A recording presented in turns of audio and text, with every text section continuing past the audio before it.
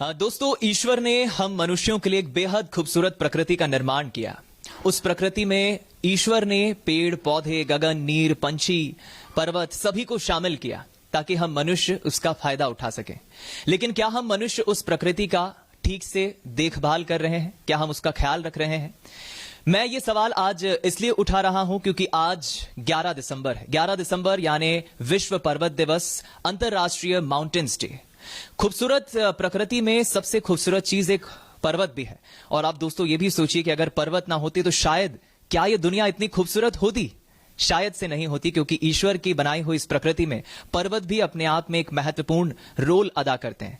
पर्वत खूबसूरती, दृढ़ता, आत्मविश्वास का प्रतीक होते हैं और ये पर्वत हमें बहुत कुछ जीना भी सिखाते हैं। लेकिन इस पर्वत के प्रति क्या हम अपनी जिम्मेदारी निभा रहे हैं? क्या इस प्रकृति का हम ठीक से ख्याल रख रहे हैं?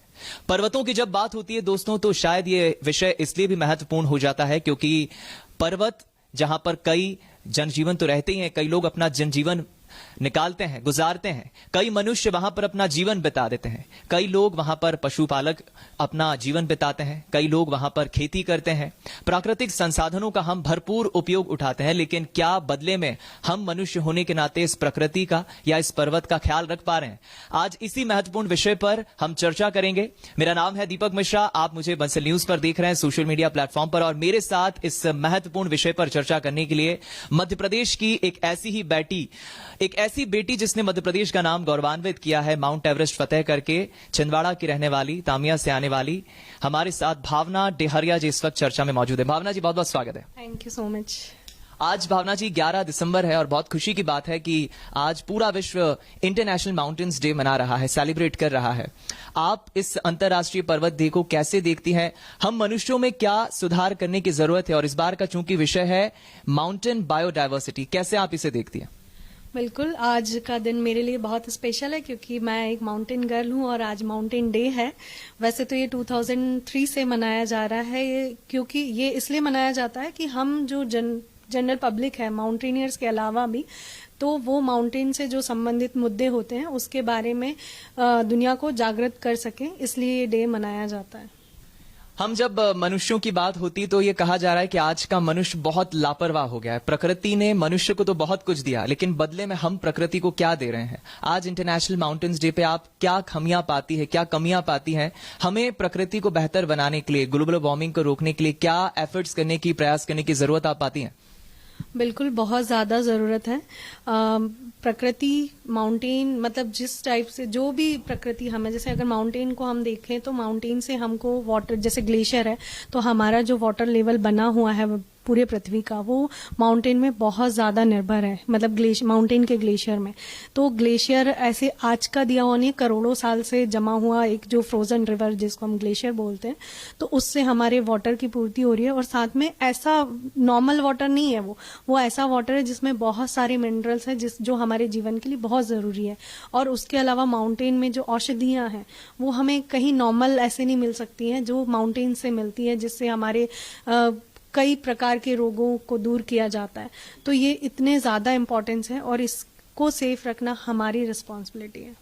बिल्कुल ठीक कहा आपने कि इसको सेफ रखना हमारी रिस्पॉन्सिबिलिटी। और दोस्तों, मैं आपको यह भी बता दूं कि साल 2003 की ये बात है जब यूनाइटेड नेशंस जनरल असेंबली ने इस 11 दिसंबर की तारीख को एक तरह से रिजर्व कर दिया था, इसलिए कि आज यानी 11 दिसंबर को हम इंटरनेशनल माउंटेन्स डे के तौर पे इसे मनाएं। मकसद इसका सिर्फ यही है कि किसी ना किसी तरह संरक्षण हो, हम इसका ख्याल रखें, हम पहाड़ों की, पर्वतों की, माउंटेन्स की हिफाजत रख सकें।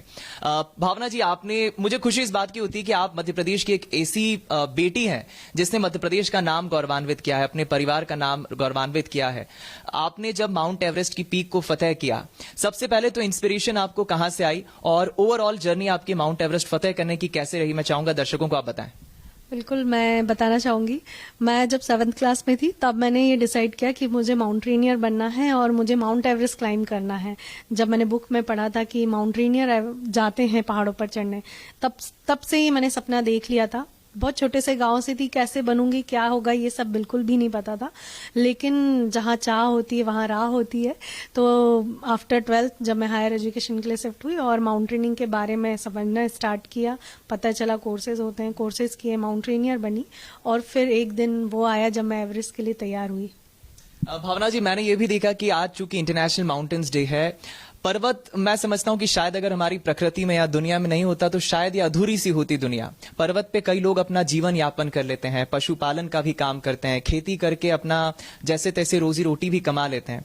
लेकिन ये जो क्रेज है कि हमें प्रकृति का ख्याल रखना है, पर्वत का ख्याल रखना है, ये बहुत कम सिलेक्टेड लोगों में होता है। शहरों में रहने वाली आज की आधुनिक पढ़ी लिखी यूथ में शायद प्रकृति को लेके वो प्रोसेस नहीं है कि हम हमारी प्रकृति का ख्याल कैसे रखें। कमी कहां पर पाती हैं आप? एफर्ट्स कौन से करने की हमें जरूरत है? कमी कहां पर आप पाती कि हम प्रकृति का या पर्वत का, ईश्वर की दी हुई इस वरदान का हम ख्याल रख सकें?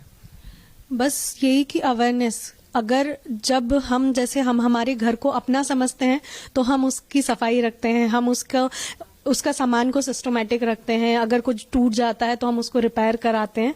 तो जब हम हमारी प्रकृति को भी एकदम अपना ही समझने लगेंगे, ये नहीं कि गॉड ने आपको दे दिया है, लेकिन आपको भगवान ने दिया है तो आपको उसको सुरक्षित भी रखना है। तो जब हम उसको अपना समझने लगेंगे तो ये अपने आप आपके अंदर से इच्छा होगी कि हम उसको सेफ रखें। यानी कि बहुत कम शब्दों में भावना जी ने बहुत अच्छी बात कही है कि पहले तो आप इसे अपना समझिए और दूसरा अवेयरनेस। अगर आप इसे अपना समझेंगे तो जाहिर है कि आप उसका ख्याल रखेंगे, उसकी हिफाजत रखेंगे और उसका आप संरक्षण भी करेंगे। और दूसरी बात अवेयरनेस, हमें जागरूक होना होगा, खुद भी जागरूक होना होगा और औरों को भी जागरूक करना होगा।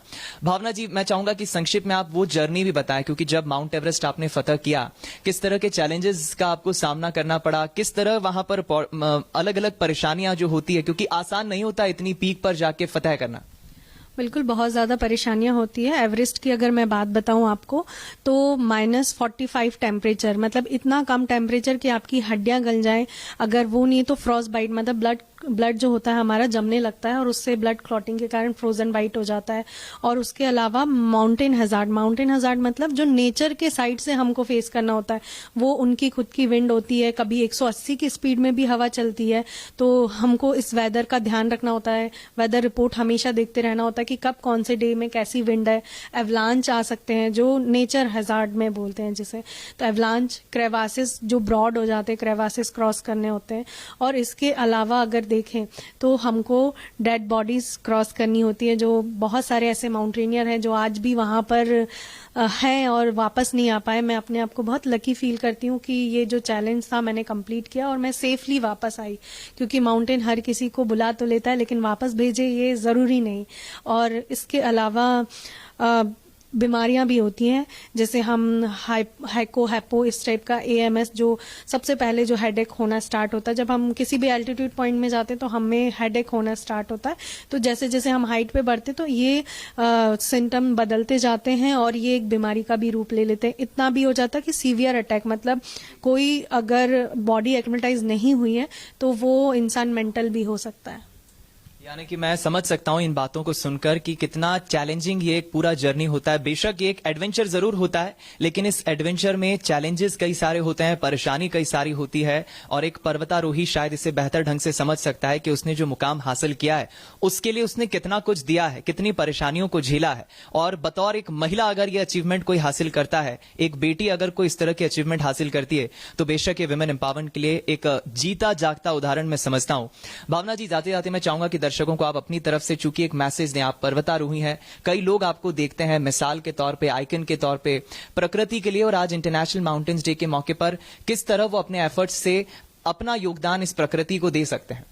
बिल्कुल, ये मैं बंसल न्यूज के साइड से चीज़ जरूर कहना चाहूंगी कि ये सिर्फ रिस्पॉन्सिबिलिटी उन लोगों की नहीं है जो माउंटेन पे ध्यान देते हैं। जैसे IMF है, वो क्लीनिंग एक्सपीडिशन कराता है हमारे इंडिया के माउंटेन्स के लिए, अलग अलग संस्थाएं इन सब चीजों के लिए, लेकिन ये उनकी बस रिस्पॉन्सिबिलिटी नहीं है, ये हमारी है। जैसे मैं माउंटेनियर हूं तो मुझे पता है माउंटेन मैनर्स क्या है, मतलब जब हम क्लाइंब करते हैं तो हमें किन किन बातों का माउंटेन, जिससे हमसे उन पे हार्म ना पहुंचे, वो हम चीजों को ध्यान रखते हैं। वैसे जो टूरिस्ट हैं या जनरल जो लोग हैं, जो आजकल सब ही माउंटेन को पसंद करते हैं, सब जाना चाहते हैं, नेचर के क्लोज आना चाहते हैं, लेकिन उसको सेफ रखने में उनकी कितनी जवाबदारी है वो ये नहीं समझते। तो बस मेरा बंसल न्यूज के थ्रू यही मैसेज है कि उसको प्रकृति को अपना समझकर, अपना मानकर चलेंगे तो फिर जरूर हम एक दिन ऐसा आएगा कि जब कहीं पर भी पोल्यूशन ना हो शायद। क्या बात है, बहुत खूबसूरत बातें भावना जी ने कही है। और मैं समझता हूं कि अगर कुछ गिनती के लोग भी इन बातों को समझते हैं, इसकी महत्ता को समझते हैं और उसे फॉलो करते हैं, आत्मसात करते हैं, तो बेशक इस लाइव सेशन का हमारा एक मकसद भी जरूर पूरा होगा। भावना जी, आपने चर्चा की हमारे साथ, इस लाइव सेशन में जुड़े और समय दिया, उसके लिए बहुत बहुत धन्यवाद। थैंक यू दीपक। चलिए, तो मैं भी जाते जाते यही अपील करूंगा, क्योंकि आज इंटरनेशनल माउंटेन्स डे है, तो खास तौर पे शहरों में पढ़ा लिखा वो युवा जो इस वक्त इस लाइव सेशन को देख रहा है, हम प्रकृति से लेते तो बहुत कुछ है दोस्तों, पर हम बदले में देते क्या है?